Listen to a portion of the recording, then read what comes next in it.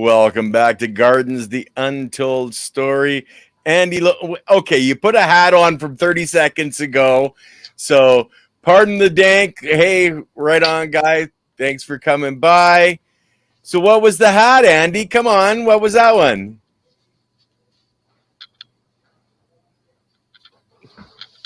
All right. I love the song, man. You picked a good one. Well, soil is so important in so many different ways for all of us, not just for our plants, but for us as well. So, Andy, our title we put up today is Why is Organic Material Important in Your Garden? So let's start it off with that, man. What do you think? Well, let me give it a little background of what's going on. So one of the things I've been getting calls from people, right? It's like, oh, I have this disease on this plant. Because it rained a lot, right? It rained a lot. This is like January, February, March, and it's still wintertime here. We didn't have a spring. Yeah. And I'm getting lots and lots of calls with people with diseases, right, on their plants. Not people, but they probably do, but people. So, and the one thing they don't have in common, the gardeners come clean everything off. They said, rake everything up, take every leaf, take every grass clipping, everything, and throw it away. Okay, now how do you think Mother Nature keeps trying to make soil, but we're not allowing that to happen? Yeah. Right. And then half of them say, well, I've been following you. I got this organic fertilizer. It's not working. Well, it doesn't work in soil. And then it's normally they were able to get away with it in the past because, it was dry, right? It wasn't, we're in a drought. So you give it just a little bit of water and the water controls it a little bit to some extent. It keeps them alive. But hi, Dicky Dank. Diggity dang. Dang, right. Hi, man. How you doing? And so but now when it rained so much, the soil becomes, the earth becomes soaked, water soaked, waterlogged. Yeah. So before it was bad enough that no oxygen was getting down there. It wasn't really soil, but the plants were surviving, But with all this rain, and many people don't realize all plant diseases start in the soil. Yeah. All plant diseases start in the soil. Mm-hmm. Hi, good morning, good afternoon, good evening. But and people don't understand that's the connection, right there. And so they go out, and so people go to the store. I'm not going to mention any stores, but the store. You go buy this stuff. It says compost. There's nothing in it. It's totally. I mean, it's a nice amendment, but and then they don't have anything that should be in the compost in the first place. Then it says no manure. A lot of the compost says no manure. I go, great. Well, then they kind of like it's sterile, right? They sterilize it. And even if you buy earthworm castings, you know what that is, right? You buy earthworm. There's two kinds of earthworm castings. The good kind and the bad kind. Maybe say the bad kind. There's the ones that are alive, and then there's the ones that are dead. Yeah, they sterilize it. They heat it up, and it's kill every earthworm in there. They kill every microbe in there, and it's just the product. It's just a little bit of earthworm castings with maybe the micronutrients in it, right? But no way to get it to the plant. Yeah, exactly. No biology to bring it to the plant. Right, and the pH is like 5.5 or something like that. One of the things people need to understand about pH is this: microbes live at a certain pH level. Simple as that. So if you have a pH too high, too low, you have different types of microbes in. That's right. Yeah. Right. And so the key is really simple: the soil, and the key is to either you allow Mother Nature to make the soil, like I was talking to a lady the other day. Do you know what a mulching mower is, lady? And she goes, no, I don't want mulch all over my lawn. I go, okay. So a mulching mower, basically, it cuts up the grass over and over again and lets it become mulch, which then turns into soil. Yeah. So people's headspace are like, let's keep it real nice and clean, but I want to know why these things. And then they have the balls to tell me, I want you to spray that tree for that. Ignore everything else. I tell people, look, you want me to fix your finger? I got to work on the body. And that's something people don't even think about. Well, just fix the finger. Maybe we can just do something to the finger separate from the body and hope that it works. Or like your brain, hope that it works. Or any other organ in your body, right? That's medicine in a nutshell. One guy who deals with the brain doesn't deal with the finger, right? They don't even communicate with each other, right? You know what I mean? Yeah. And so the key is we're Mother Nature. I tell people we're soil, right? Isn't that cool? I came up with that one day. I said, hey, we're the soil. Because normally we would die, we would poop, we would do things that would turn to the soil. Even as early as, or as late as early, maybe 100 years ago, Mother Nature was functioning. Maybe 100 years, something like that. I mean, definitely 1,000 years, 500 years, she was functioning in the sense that she was actually making compost is what she does. She makes compost and spreads it out throughout the world. I wrote a column on the Industrial Revolution. Right. That's when fertilizers started. They started making fertilizers. Yeah. So the scientists says there's a correlation between the Industrial Revolution and the CO2 in the air, going up in the air.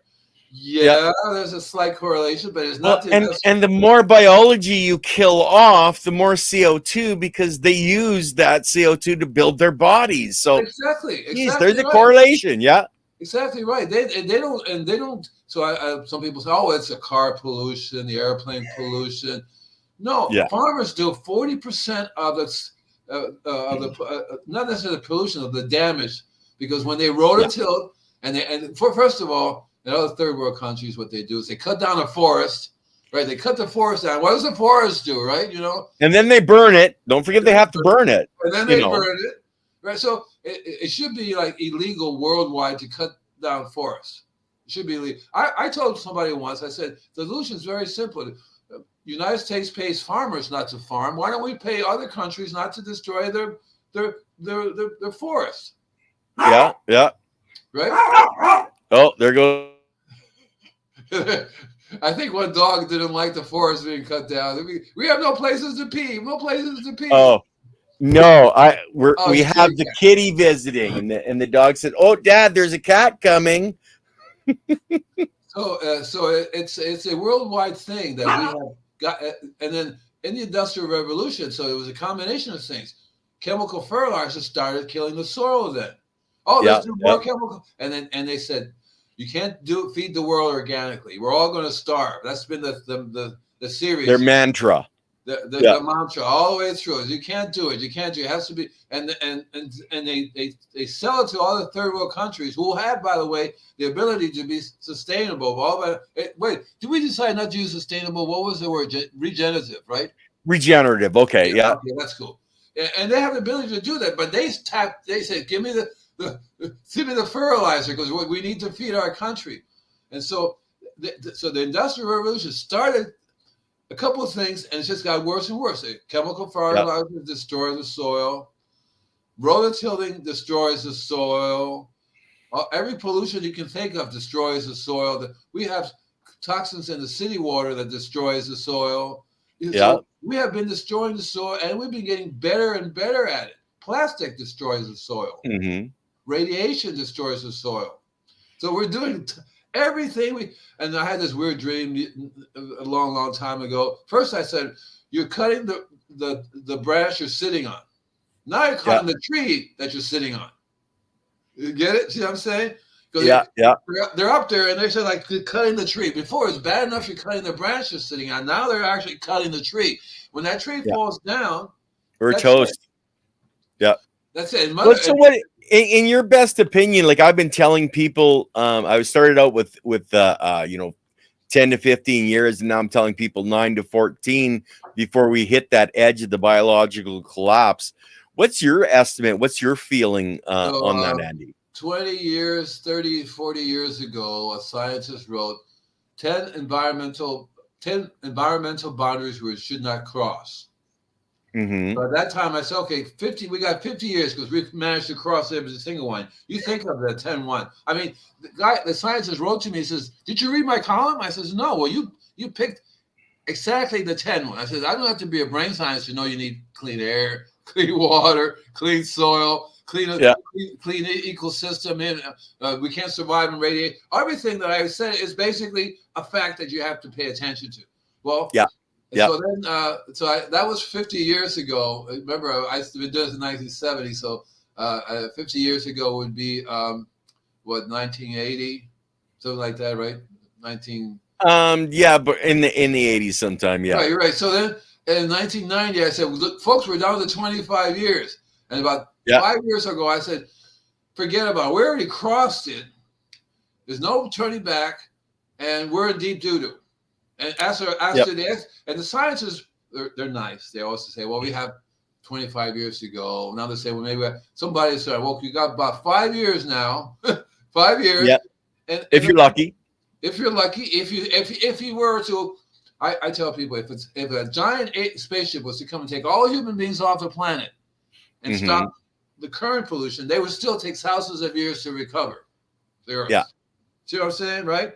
Because it took what 4 billion years for everything to develop to this point. So yeah, it's not going to happen overnight. Yeah, so it's like a pendulum. The pendulum swings. So the pendulum. So Mother Nature has, in all her wisdom, has set up things to control the pendulum swing. Right? Don't make us do math live on live streams, man. We don't do very well. 43 years ago. Okay, 1980 was 43 years ago. Cool. Yeah, math. I hate math. Yeah, it's like, no, don't make me do it, man. Give me a calculator first. And you know the forests are Mother Nature's shock absorbers. Yeah. It's incredible that they take in CO2 and give off O2. Yeah, exactly. It's incredible. And they're saying, scientists are saying, the Earth was a methane planet until this microbe started growing. And this microbe takes methane and gives off oxygen. They only found one source of this microbe now on the whole planet, deep in near Hawaii, where the volcano comes up on the ocean. It's really super hot. It lives over there. So they're trying to figure out how can we grow this because we need more of it everywhere. But it doesn't do very well with toxins. I mean, it does really good with magma, right? With lava flow. With the heat and everything. It can survive that, but it can't survive us, the idiots that are killing it all over the place. So plastic is everywhere on the Earth. So they originally named the age of man, I forget the name of it, but basically translates to age of plastic. Okay. That's the name. So they gave it the age of man, but it's a certain name which basically means age of plastic. Again, if the aliens was to come 10,000 years from now and dig in, they would find a layer of plastic all around the world, including the deepest part of the ocean and the highest mountain. And the plastic is really very weird. It absorbs radiation. It absorbs toxics. So animals they found a well full of plastic. The body was full of plastic, and it was radioactive. So and there is microbiology now. We found that is eating the plastic. Yeah, is it? Yeah, it's actually breaking it down into the molecules that it was made from. Because you told me that they control radiation now too. They have microbes. So the microbes will save the Earth if we start paying attention to it. See, and it goes back to why it's important, because each individual person has to do their part. A little bit, just a little bit. Just a little bit. That's all it takes, That's why my first book was I love promoting my books, by the way. First one was How to Heal the Earth in Your Spare Time. So you don't have to do anything except one little change. One little change could be as simple as, well, maybe I want some really live soil on my property here. Maybe I can do that to my property, right? Maybe I'll tell the gardener, stop with the chemicals, buy the organic, and I'll start making compost. There you go. And the raised beds is one of the easiest ways to do it, because what you do is basically you have a bed of worms growing in your raised bed. And then what happens, when I was doing the worms a long time ago, I had a raised bed. I had so much worms in there. I would take them out and put them in other. Yes, we have to do it for our children. Very much. That's exactly it. And our children right now, should say, okay, enough of you people. When I give a talk to the kids, and I go there, I go, hello, boys and girls. They say, no, that's Mickey Mouse. I'm not Mickey Mouse. No way. And I'll tell the adults, okay, all the adults out of the room. And the teacher said, I have to watch and see what you're doing. Is you really? And all the students says, out. And we were talking about radiation. We were talking about microbes. We were talking about the speed of light, all this stuff. The teacher's talking, what are you people talking about? Oh my God, I never heard the kids talk about these things. And I told the kids, you need to arrest your mom and dad if they do stuff. You need, when they go shopping, if they don't buy organic, certified organic, Mom, what are you doing? When they're in their yard, Mom, what are you doing? Dad, Mom and Dad, why, right? Yeah. because it's theirs just as well, and they need to wake up.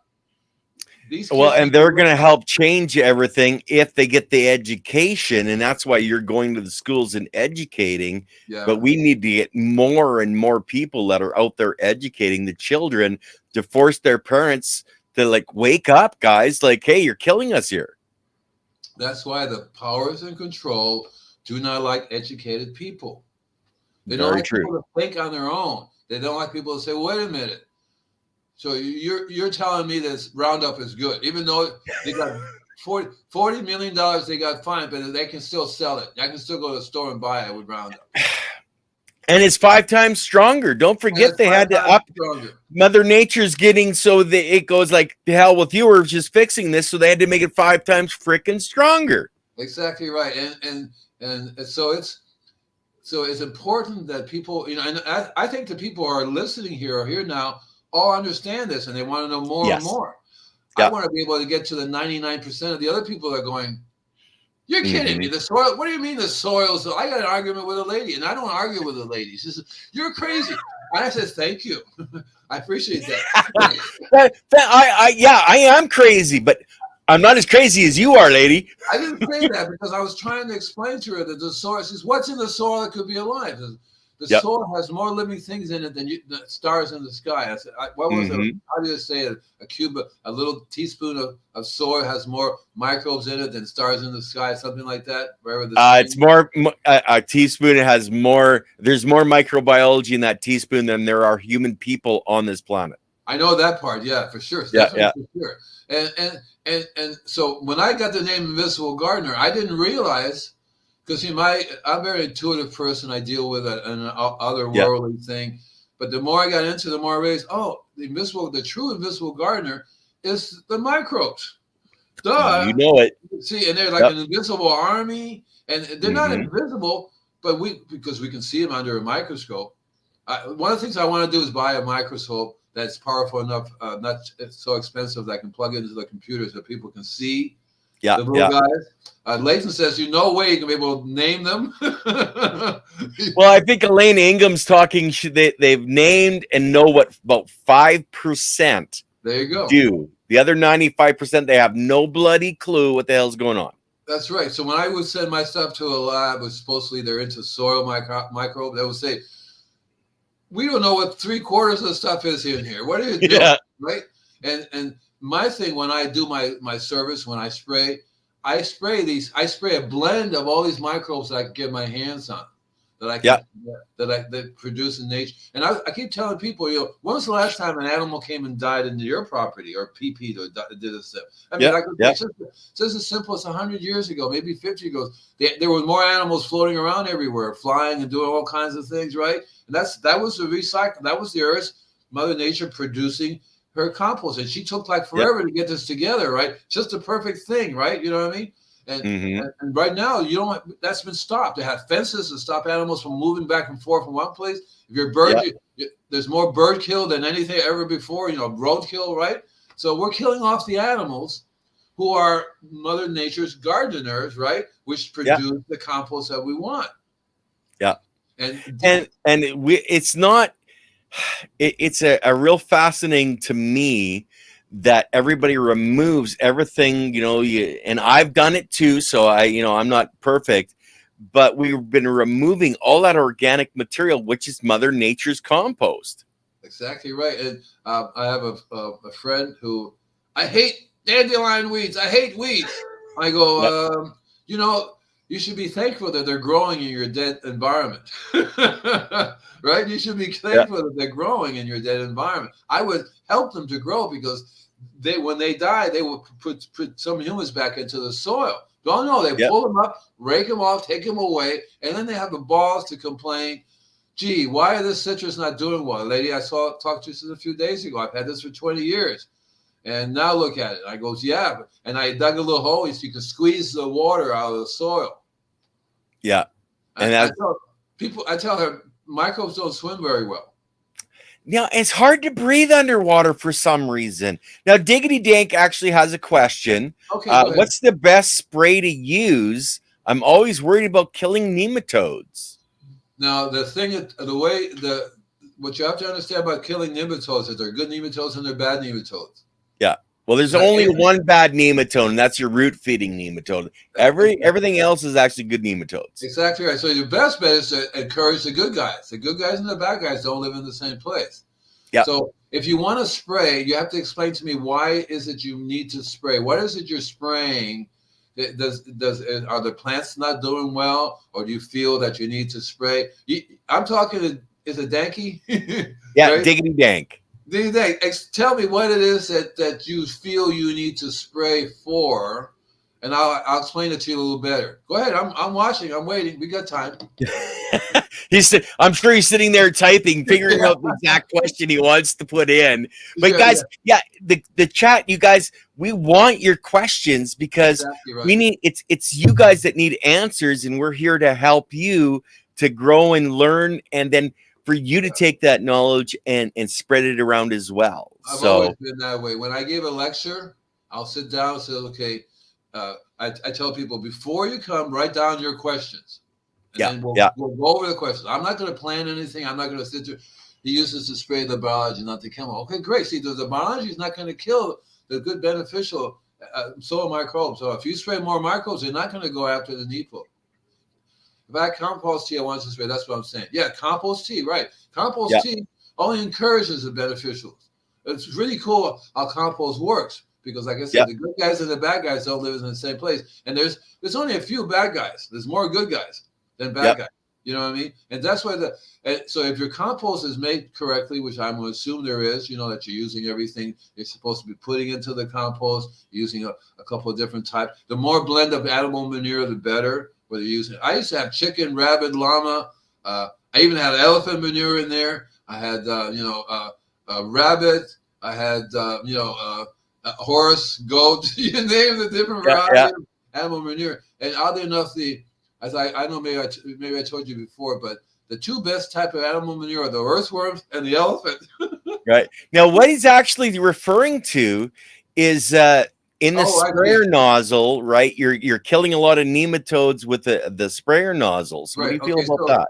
So there's several different types. It's not just the sprayer nozzle; it's the pump. Mm-hmm. There are two types of pumps. One's a diaphragm, and one's a roller. Yeah. If you get the roller, it kills everything. It kills microbes and everything. There are sprayers on the market now, especially made for compost tea. The tip of the nozzle is bigger, and it uses a diaphragm. It just gently moves them along without killing them. So, well, like I try to use air actually instead of any type of pump, physical pump. I try to use air and put air behind it. And that's I can control my pressure on my air for different spraying. But Southwest Grower, metal tips. What do you feel about the metal tips? Like I see a lot of chrome, I see a lot of plastic, a lot of brass. How do you feel about that?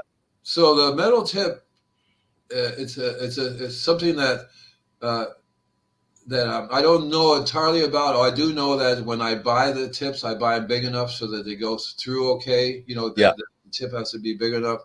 I don't think that the plastic, you know, if it's a plastic tip, I would say no with the plastic because the microbes will get into the plastic and they should be able to eat it, but it does more damage than good.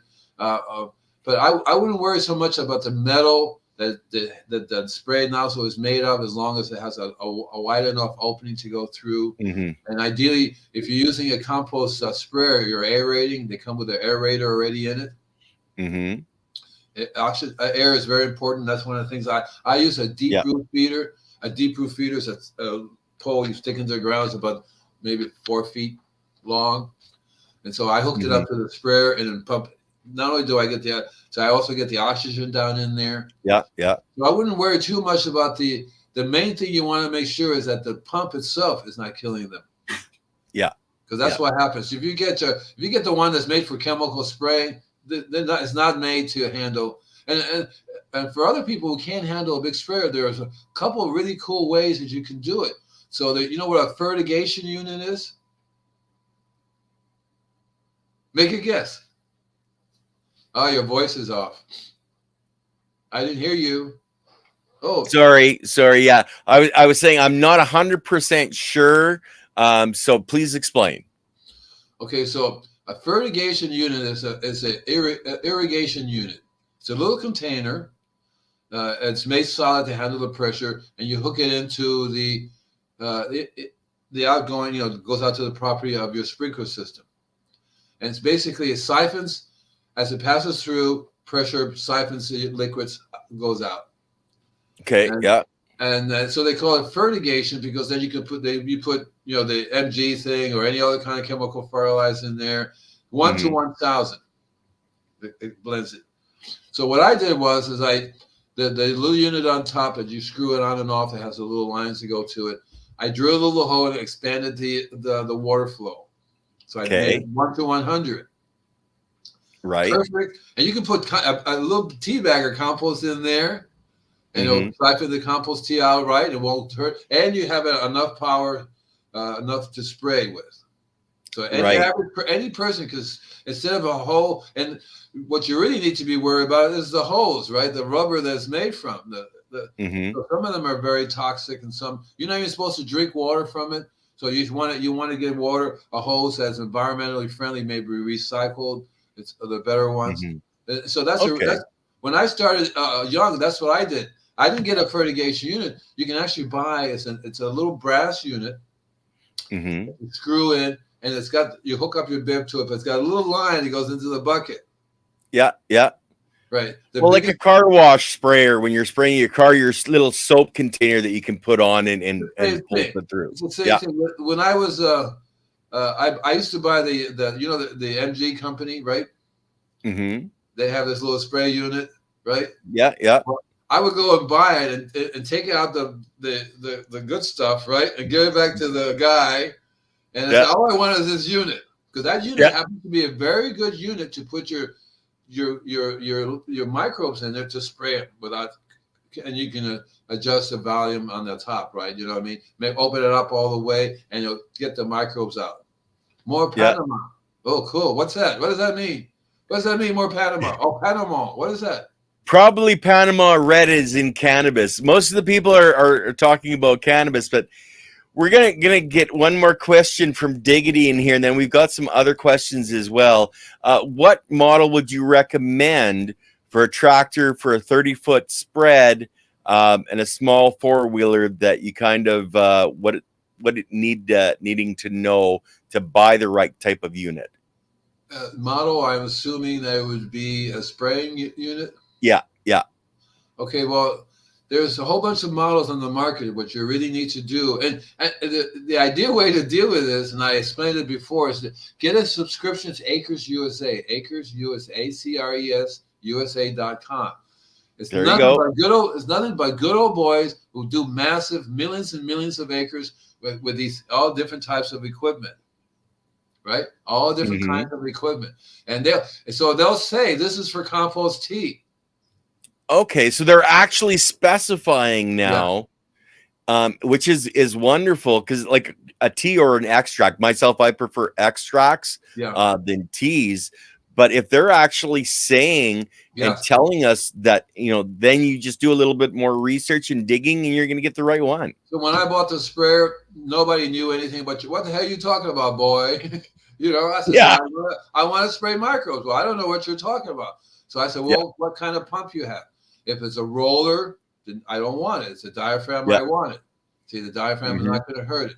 I bought my little aerator unit. It's just a little unit which I put into the sprayer, and it aerates it. I'm getting a new sprayer which has the aeration in it, already built into it, which is really nice to have it already into it. And so you just ask them, can this be sprayed for compost tea? If they don't know what you're talking about, move on. Move on, because out there it's not. Gardeners. You go, that's good. Because the outside they don't. And so Acres USA is a wonderful place because they also have a wide variety of sources of microbes that you buy. Because these farmers have learned from experience. One farmer says, I have 10,000 acres, and boy, do I have to spend so much money. Every year seems to be getting less and less. I Mm-hmm. switched over because it takes a few years to be able to be certified. I think 3 years, which I think is a mistake. They're saying, Yeah. have you been using chemicals for 50 years? It takes 3 years, and you can I'm not using chemicals. You can not be certified organic, which is like crazy, right? Yeah.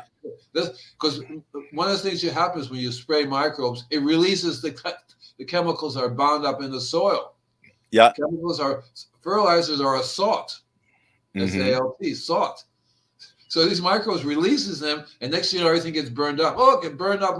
I learned from experience when I go deal with a customer, and I said, I don't have to ask them. I said, I know you've been using chemicals all your life. I know that. I don't have to tell them that. But I didn't Mm-hmm. know that when and I would come back to you, burn my plants. I said, all I sprayed was microbes. Nothing that could burn it. The only thing that burned it must be it releases the toxins in the soil.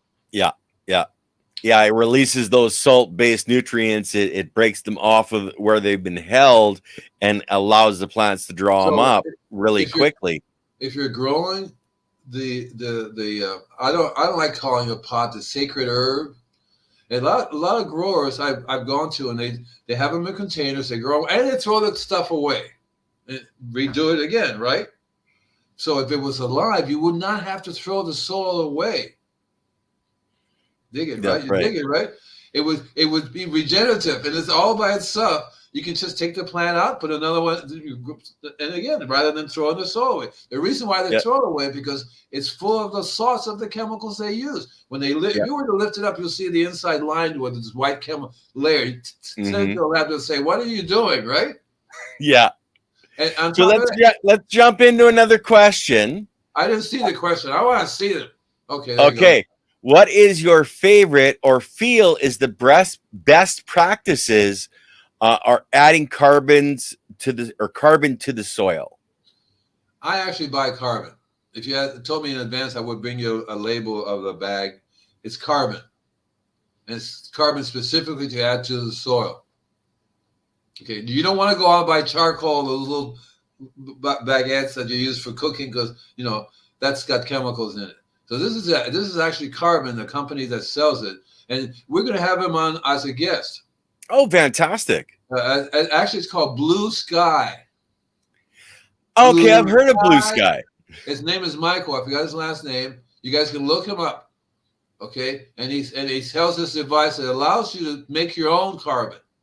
Right. Yeah. One of the things he sells is bamboo vinegar. Now, bamboo vinegar is from China. And so in China, they found that thousands of years ago, when they had a fire and their bamboo forest burned down, they could take that stuff and use it because it's highly specialized charcoal. But also, they can make a vinegar. The way they made a vinegar is because the rain will come and wash it out. Put the fire out. But water percolating to this burnt stuff, that's the vinegar, and that vinegar is absolutely incredible and amazing. So you're basically talking about biochar, and when you make biochar, you can actually pull different elements off, and vinegar is one of the things that you can pull off. You can also pull off gasoline out of biochar because the pyrolysis, the forming of pyrolysis. I like diggity. It's cool. I was going to get to biochar because that's what it is biochar. Yeah, yeah. Exactly right. And that's one of the best ways. The best way is make it yourself.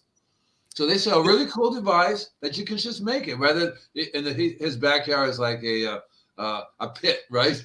He throws wood in there and he gets it going, and then he puts it out with water and lets it soak through. So you made a little device, a tiny little device that fit in your garage that you can make biochar on a regular basis. Now, if you use biochar when you're growing them, one of the things about growing the sacred herb, if you're growing it properly, it's going to have all the micronutrients in it you need as well. It's a medicine. Now, we were at the Grow Up conference here the last 3 days, and we actually have somebody there that we met that's making biochar from hemp stock. That's right. Exactly right. That's even better. Yep.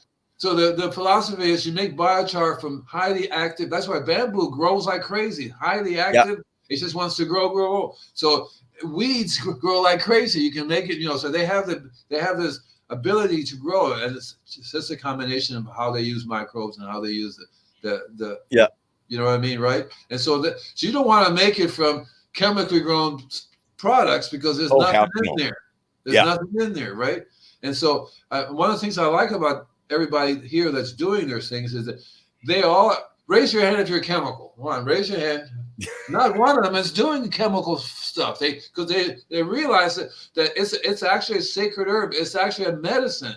Why would you put junk in your medicine, right? You know what I mean? And then you're taking it. Then you're going to get it even more. It's all about caring, sharing in the community. That's exactly it. So, I mean, I started smoking in, let's see, and when I was 17. Couple of days ago only, Andy. Come on. Yeah.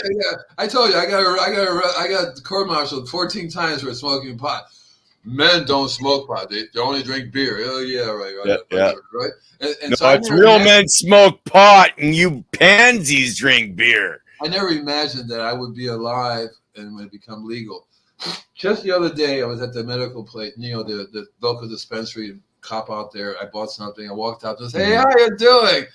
And I was in there. I just bought some pot. And the guy said, "Yeah, I know." And I told him, I said, "Normally, you guys would chase after me, and in Florida, I got arrested for anybody looking for 400 pounds, right? 400, Andy. Yeah, and 400 pounds. The cops had it on the market already. They were selling this stuff. So when he went to court, and it says, "Where's your evidence? Here's a bag." And I go, "Here's this little bag." Yeah. And I was going to raise my hand. It's 400 pounds, but I didn't do that. They threw that out of court because all the cops were selling. And I asked one of them, I said, "Don't you have a problem arresting people for growing pot and then turning around and selling it?" "No, that's the law. I have to arrest them, but I don't want to throw the good stuff away." By the way, it's 400 pounds of Panama red. Yeah. Which was like I had to go to Costa Rica and then swim across the river and pester with crocodiles to make a connection. And once I get a connection, I told you I brought my van, put it in the second gas tank. Yeah. And I used to drive down the Pan American Highway, get busted every time. They would take it apart, not find it, especially at the border. They would wait for me. They said, "What are you doing?" Because I used to work for a cancer research institute where they did the same thing. They wanted me to go and says, "We want you to look at everything, and we want to get rid of anything that causes cancer." They use chemicals to clean things that cause cancer. They're using Roundup outside the car. So I tell them, "You're going to heal cancer, and you're doing it. I don't want to be here while you guys." So I told them, okay, everybody gets a raised bed when they first become a patient. They get a raised bed assigned to them. They have to learn to start eating the food they grow. And the cooks, the little food thing that they do, they cook, have to start growing their own food. And you have to start using the Roundup on the lawn. Seriously, Roundup on the lawn to control the weeds. So I lasted for about 2 years until some other company bought them out and they threw everybody out. And they were right back to using chemicals. The truth was, they like to keep the patients sick. Stay here forever. Well, how else do they make money, Andy, if they don't have patients paying them, right? It's like all these chemical and drug companies, we're not healing. Doctors aren't healers anymore. They look at what you've got and go, "Oh, well, that symptom, we can give you this drug for that symptom. Here, come back in a week." I love the VA and Medicare. They're not into the business of healing people. No. They're not into the business of taking care of the veterans. I have to fight. So I have all these benefits. They don't tell me what they are. I have to get them from other veterans. Say, "Wait, you're not getting this?" No, and then now I have to fight for all those things. And one of the things as a veteran that I get benefits for being mental. You're not mental. No, you're normal as all heck. For mental illness, right? And so. And my problem is that, and so I was just there about 2 months ago to my VA doctor. Yep. And I was telling her, so let me get this straight. I have to take this drug for this pain. I got to take that drug for that, this drug for this, and this drug for this.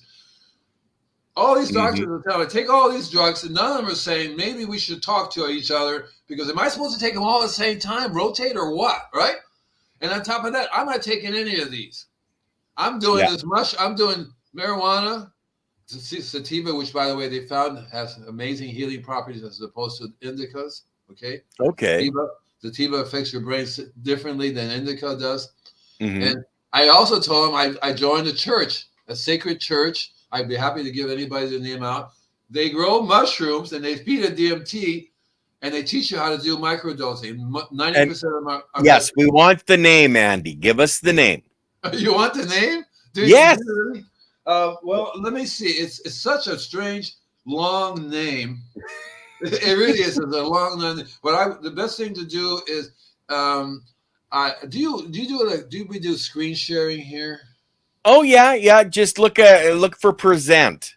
I'm gonna go run off and get the book because see, they also tell you get a book, you want to read it. And the science is basically figured out, and it's so cool because I've always grown mushrooms, and people have found out that I give it away. I make microdose for people for free.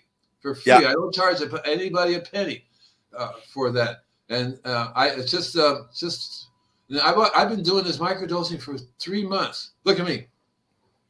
Yeah, I'm okay. I told the VA guy a lady this. I said, I'm not doing any of these drugs, but you want me to do them so that I can get my benefits. But I'm doing that. I joined this church. It's $50 a year, and it's like $100. You get a couple ounces of this powder. Then they tell you how much to take for microdosing. You do a little bit too much, you're like, you're tripping and you can't really go to work or anything. You have to relax. That's what happened to me. That's what happened to me maybe 6 months ago. A guy comes up, calls me. He says, I have a rod up my spine. I really can't deal with these drugs. I'm going to kill myself. I heard you can help. I said, cool. Yeah. So I had to figure, everybody's different. Well, so I had a microdose for him. Right. Mm-hmm. And I grow a wide variety of mushrooms. I don't grow nuts. I moved here. I don't want to do it in the closet. That's why I joined this church. Right. Yeah. So I'm actually there's a name for when you study mushrooms. Mycology. Right. So I'm a mycologist, which allows me to get mushrooms from around, including the psilocybin mushrooms. There's a legal loophole in there, which I can get these. So I have.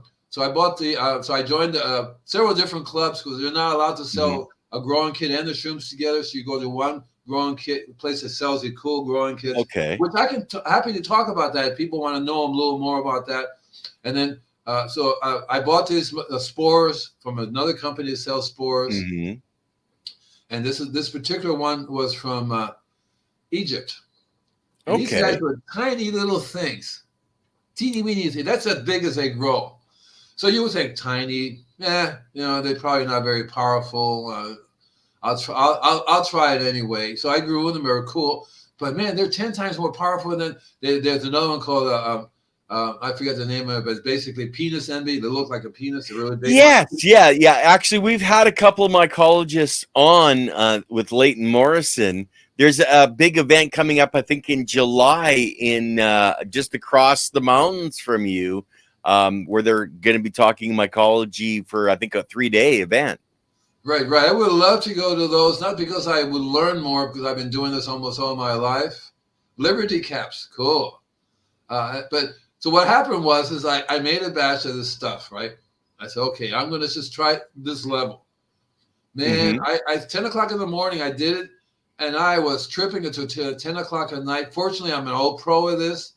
So I said, I can't walk, I can't move, I can't do anything. And somehow intuitively I turned on YouTube for the mantra. There was doing mantras, and I just keyed into that mantra, and I was gone, and just totally into that mantra, flying across the universe, wherever. Cool. When I was young, I used to leave my body a lot. My mother taught me how to do all this stuff because she was into a specific religion called Santeria religion, which is basically Buddhism and Christianity. That's a twist. Yeah. It's very cool. But so I have no problem leaving my body and stuff. And so I left and I came back. It was 10 o'clock at night. And I go, I guess that's a little bit too strong for you. Yeah, just a wee little bit. I tried talking like Mickey Mouse again. Well, boys and girls, I don't think we can do that. Now, recently, maybe 6 months ago, again, I did the Toad. Yep. So I have friends that go there and they're, ah! So when I did to Toad, I immediately went into samadhi. I went into started meditating. I was in space, having a real good time. These alien people came by. Hey, what are you doing out here? I'm just having a good time. But the people were watching me. They thought I died because I literally stopped breathing. Like, man, the guy's moving. He's not. So I told my body, I'll be back. Just take it easy, relax. Everything's cool. I'll be back. Yeah. Right? And I've always been able to do that. When I do LSD, I'm gone. I'll be back. You know. Yeah. Yeah. And they say, oh my, and then they. This should be a private affair when you're doing something, right? So they have all these friends sitting around watching me do stuff, you know. And they thought I would get up and move and do all these things. That's what people do. Oh my God, they have to work through all the trauma and all the things that they're doing. Yeah.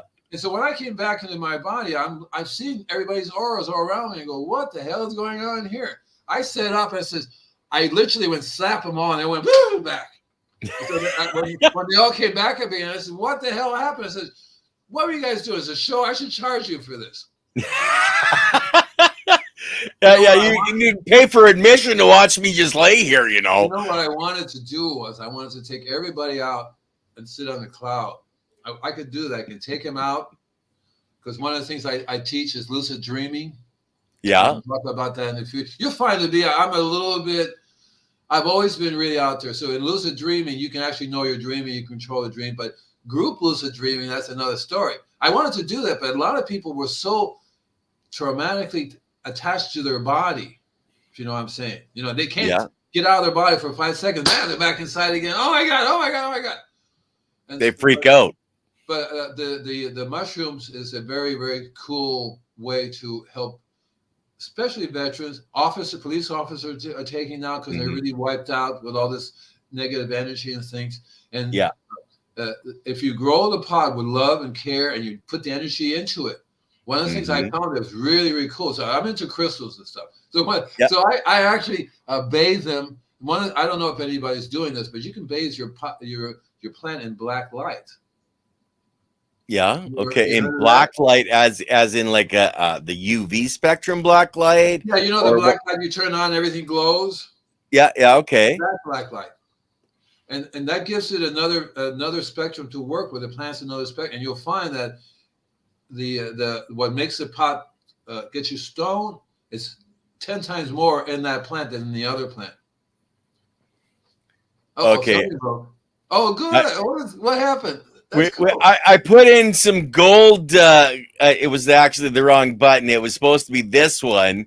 That's a gold bar, you guys. Because most of the people that are watching this right now are cannabis growers. So there's a new one with the black light, guys. I when I started growing, when I got out of the service, I was growing in my basement. And so at the hippie, I have a room with black light in it anyway. I do that because my range of vision is really different than most people's range of vision. So when things are under black light, I can actually see things a little bit differently. So I actually, by accident, put some plants in containers in that room that grow like when they had their buds already, they were ready to not quite be a harvest, you know. Right. And I got so stoned off of the same plant. There's two identical plants. One was in a dark room, which one was in the other black light room. And the difference in taste, the taste tells you right off the bat. You know, I tell people just take one hit and relax. Don't do it. My friend took the whole joint. And he was like silent for 2 days. He was like, I told you, one hit. Okay, can I do that to my wife? Silent for 2 days. I'm gonna send her the tape of this show. I would experiment with it. And nowadays, I don't know if anybody's doing this or not, but you can plug in your LED lights. One of the things I specialized in was LED lights. So when I was growing, they were up to about 8th generation. I'm pretty sure they're up to 20th generation by now. They keep coming up with better and better lights, you know. And you can plug them into the computer, and you can regulate their light frequencies that they get. You can play around with the light frequency that they get. Well, that's a lot of the new technology, and we're looking at the far red and the far blues as well, and being able to control them. Most of the new companies that are still selling the LEDs, and there's I think around 800 now companies, and they have those micro adjustments that they're starting to include right away, so that you can make those minute adjustments when you need to. Right. So you can hook it up through Bluetooth into your computer. Yeah, yeah. And they have controllers that'll give you daylight. It'll slowly come up in the morning and then it'll fade out at night. LED lights is a way to go. It's a way to go. So I was actually testing. I figured out how to get free LED lights. The companies would give them to me. I would test them. And they had these one LED lights that's like this, round. Mm-hmm. Yeah. Go on the wall, and it will literally do a beam down over 1,000 watts, equivalent of 1,000 watts. Yeah, yeah. So you have one per plant, but you also have on the side of the wall, because I was also do the side of the plants, the sides as well. You know. Yeah. And then I learned how to prune. If you prune properly, so I used to do a sea of green. Yeah. Right. So a sea of green. I have this. So by the way, I decided I'm going to. It's okay with you, I'm sure it is. But do you grow? Yeah. Oh yeah. Yeah. Okay. So I'm going to send you a seed that I have genetically been altering for you. Look, I have all these seeds that I'm going to die, and I'm going to take them with me, and I don't think I'm going to do that anymore. I try to. These pot growers, I say, give me your seeds, and I'll take care of you. And I go, yeah, right. Can you sign something legally that says that? Yeah. You know what I mean? Because once they get this variety, and these varieties, I have Red Dragon, I have Voodoo. I call it Voodoo. That little thing is not even 2 feet tall. Yeah, yeah. And it's from the same genetics. You know, okay. a long time ago, I had this. I had a male. I was lucky. When I get a male, I say, "Oh, thank you, thank you, thank you, thank you." So I take the pollen and deliberately pollinate the plants with it. It's different plants pollinated. You know, I have to separate the pollen, to separate the plant, then harvest the pollen. I still have pollen. It'll last forever. You take care of it. The seeds will last forever. You take care of it. But so I've learned to, and the Voodoo is a tiny little thing, really tiny, but the thing is black. And if you grow it under the black light, it's even black. It gets you can see, you look at it under black light, you go, what the hell's going on there, right? And if you smoke that, it's like doing LSD.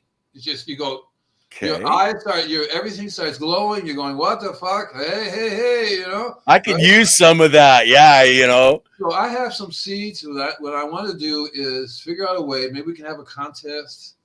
Maybe. And my problem is not giving them away. My problem is I want to see what happens with these babies. I want to see what you do with them. I want pictures. I want you to send me a sample so I can test it. I've been doing this for 40 years, and I feel frustrated because I really should have. And I try to tell these pot growers, give me a warehouse, give me a group of people. I'll produce stuff you will not believe because you want these things to sell to people. Yeah, not just blue cheese or not just Girl Scout cookies, or I tell people if it's got food in it, it's got food in it, I don't want it. right. Unless it's peanut butter breath. Yeah, we like peanut butter. Yeah. On top of that, I started to I buy a long time ago all these different sativa varieties. You name a sativa variety. Go ahead, name a sativa variety that at the old times. Do you know? I don't actually. I try not to use sativa or indica because there's a better way to describe that. Oh, yeah? Tell me. Well, actually, I'll introduce you to Tony from Boneyard Seeds. He's had the same male for almost 18 years, and he's local to you in California. And that's a gentleman. What's that? Is that the one Leighton was talking about? Yes. And he's a gentleman you can trust. He's a medical grower and breeds for medical purposes. He's an amazing young man, and he is local to you in California. Well, I said, okay, the heck with it. I'm going to start growing again because, see, that's what I really do well. You think I do well with people's property. I grow marijuana like crazy. I grew marijuana in University of Florida. They did not know it was pot because I trained it like a vine. Okay, I traded. So it's sort of like bonsai. So I have all the bonsai tools, the wire, you know, when you prune it, you get that little vine growing like this, another little vine growing like this. Doesn't even look like a pot. In the old days, I used to grow a tomato plant with it because the airplanes, I have a friend who's a pot. I said, we can't tell a marijuana plant if it's got little red balls on it. That's what tomatoes does, right? And so they would leave it Yeah. alone. And I would intertwine them together in my yard. People would walk by. Oh, what a beautiful tomato plant.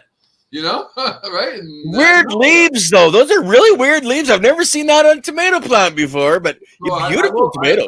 I do want a connection. I do want to give them a few to start using.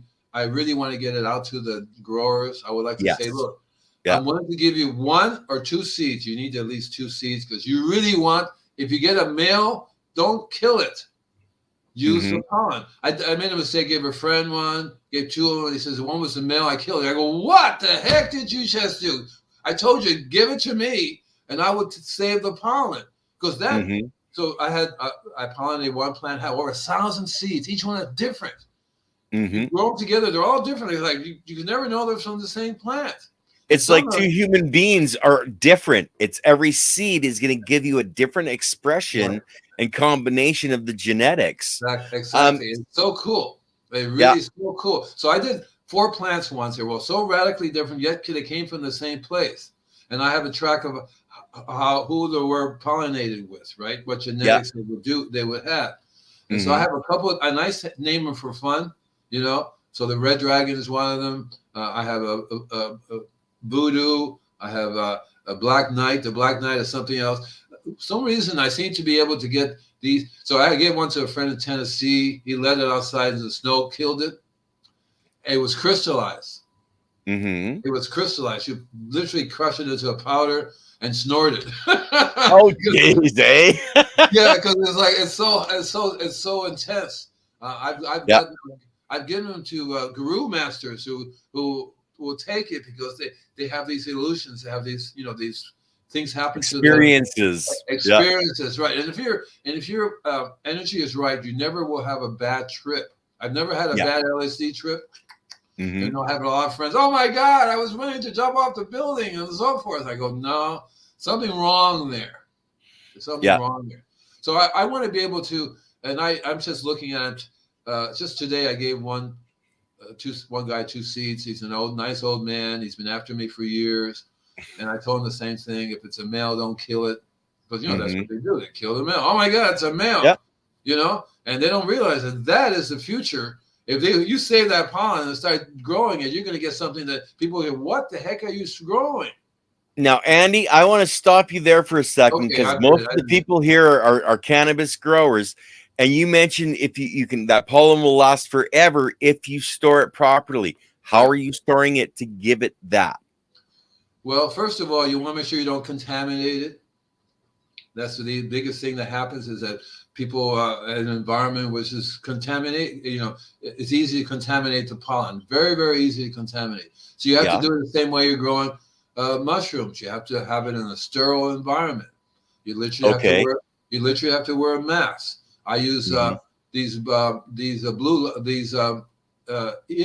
lights. These lights are sterilized. What's the name of them? You know, they're like blue lights. Yeah, I'm not sure. I know that I when I was researching mushrooms, the HEPA filter and the wall and gloves, everything has to be sterile. Because you're dealing with those spores, you don't want to breathe them in. And you're saying to do the exact same thing with the pollen, take it to a medical level and store it and don't screw up. So what you do is you have a bathroom that you don't use as a bathroom, and you have a seal, you have a plastic that you can walk in. So what ideally you don't even want to walk in with your clothing you have. I don't mean naked. I said you have to take a shower, put on something nice and clean. Right. Wear a mask. I think it's infrared. I don't know the name of it. Well, Slim Bucket saying is the UVC light. There you go. That's it. Thank you, Slim Bucket. And these things, you're not supposed to be in there while they're doing it because it produces ozone. It's very, very bad for it. But the ozone is what. So you want to sterilize the environment, and then when they're ready to before they do that, I put them in a paper bag. Okay. Up, so that tap it so they all go in there. Don't open the paper bag, just cut it. A lot of people will open, take the thing. I know, leave it in entire, seal, tape it up, put that into a sealed container. You don't want it in a glass with like a jar, because any moisture will mold it. It has to be I use cardboard box, little cardboard box, so it breathes, and I put that inside another cardboard box, and it's all sealed up and allow it to breathe. The paper allows it to breathe, and I keep that in a temperature controlled environment along with my other seeds. Okay. So Now, temperature and humidity, or just a temperature? Humidity, temperature, and humidity. You don't want, because the humidity will come in there and it will mold. You end up with mold. Yeah. So well, how about we save the temperature and humidity? You guys in the chat, remember that question for next week. But we're at the hour, Andy, and I'm not going to push it tonight because we pushed it too long last week. But guys, Andy is a co-host every week. We're going to be doing this show. So make sure you bring your questions for Andy to answer. Like, this is a gentleman. He's been doing this longer than some of us have been alive. Look, and has such a wealth of knowledge. I have a suggestion. Send me email with the questions in advance so I can prepare for it a little bit.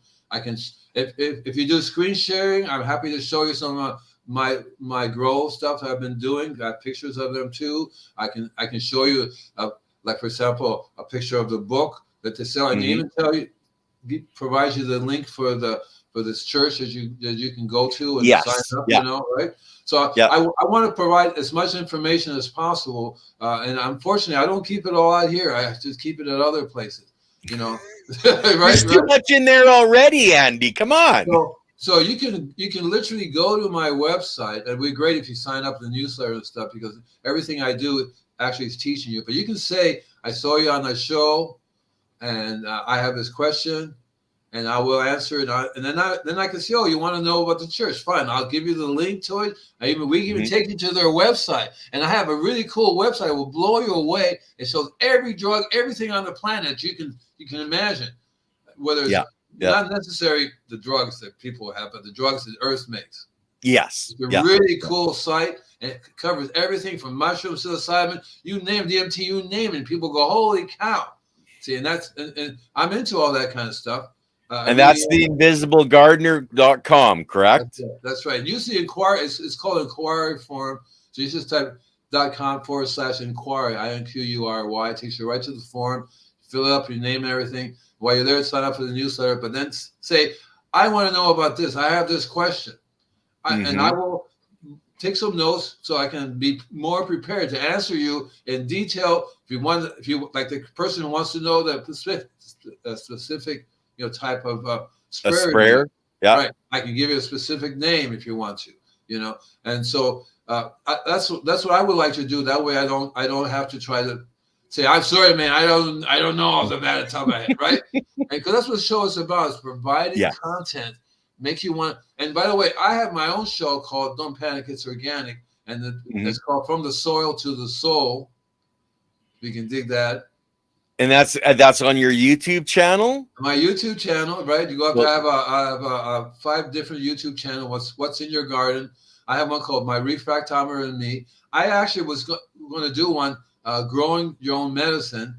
I was going to call it Grow Your Own Pot Plant, and they wouldn't let me do it. So I might go back to just saying Growing Your Own Medicine. But those are things you can follow too. I would appreciate that. It'll be really cool, because I know there's thousands and thousands of people out there into this stuff.